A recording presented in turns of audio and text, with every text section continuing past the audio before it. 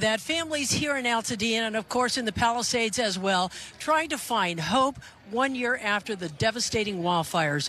And the recovery process is definitely far from over. Yeah, NBC4's Jonathan Gonzalez has looked back at the day that forever changed Southern California.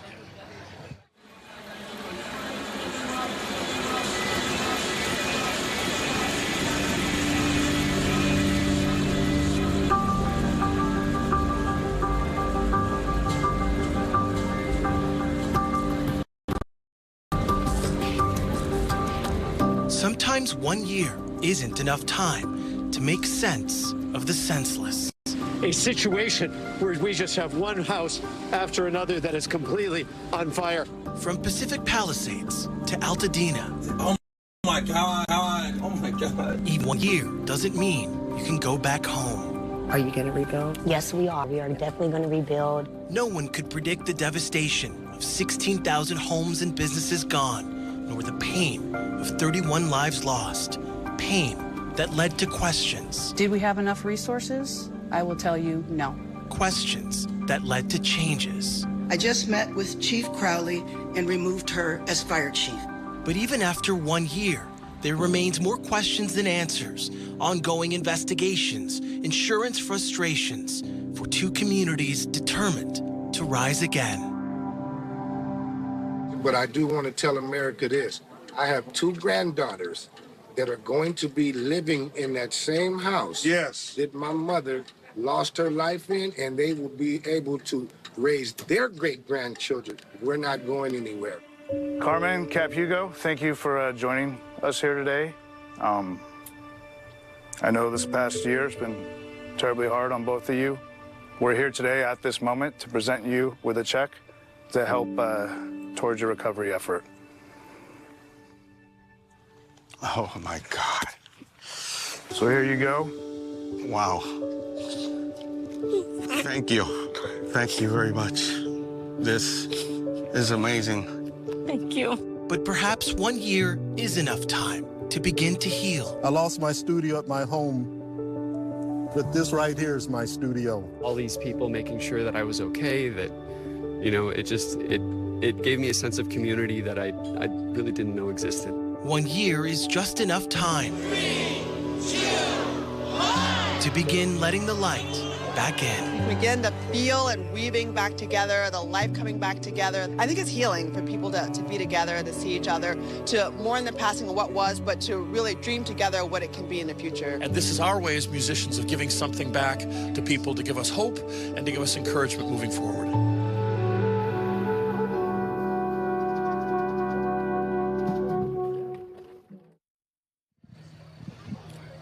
I think you'd be hard-pressed to find anyone from LA County who doesn't know someone directly affected by either one of these fires. As you know, I'm born and raised in LA County. This is deeply personal for all of us, but especially these two communities.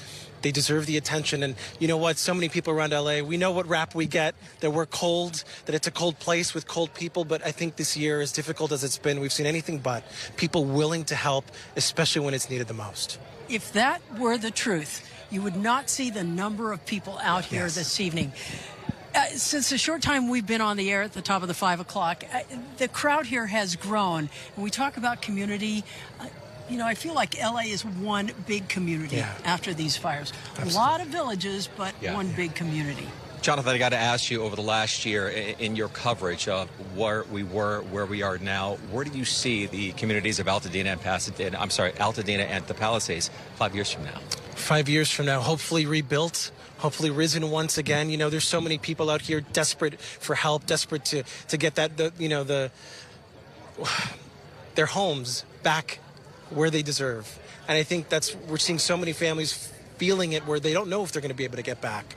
And I even get emotional thinking about it because we've met so many people who just are so desperate to get back. And so I hope in 5 years, they're finally back home. But when you talk to the people out here, and we've done that today, and you've done it almost every day since the fire, you can't help but miss the smiles on their faces and really that determination and defiance. They're going to move forward. And so humble about you know, there's so many amazing stories of heroism and people who have helped, and they're all so humble about it. But gosh, these communities are so resilient, as you both know. You've told the same stories that I've gotten. We've gotten to meet so many amazing people, many of whom are here today. So it's just a reminder that, Los Angeles is actually a small town, a lot more tight-knit than we realize. We have a couple of those heroes coming up, don't we? Yes, we do. We certainly right. do. Thank you, Jonathan, Colleen. great work as always, my man. Thank you. Thanks. Great stuff. All right, well, the majority of people who lived in the burn area in Altadena remain displaced, but we are seeing some signs of hope, one address at a time.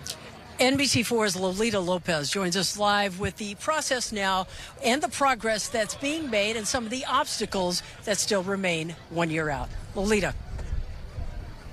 Colleen and Michael, we were able to take some of those concerns directly to Supervisor Catherine Barger. But first, those signs of hope right behind me. This is Margot's home. We took you inside on Monday, and she's about 3 weeks away from moving in. But right across the street, more construction homes in that rebuilt stage, some almost completely rebuilt. But the reality is this. At last check, more than 1,100 building permits have been issued in the Eaton Fire burn area, with less than half of those actually starting any type of construction on new homes.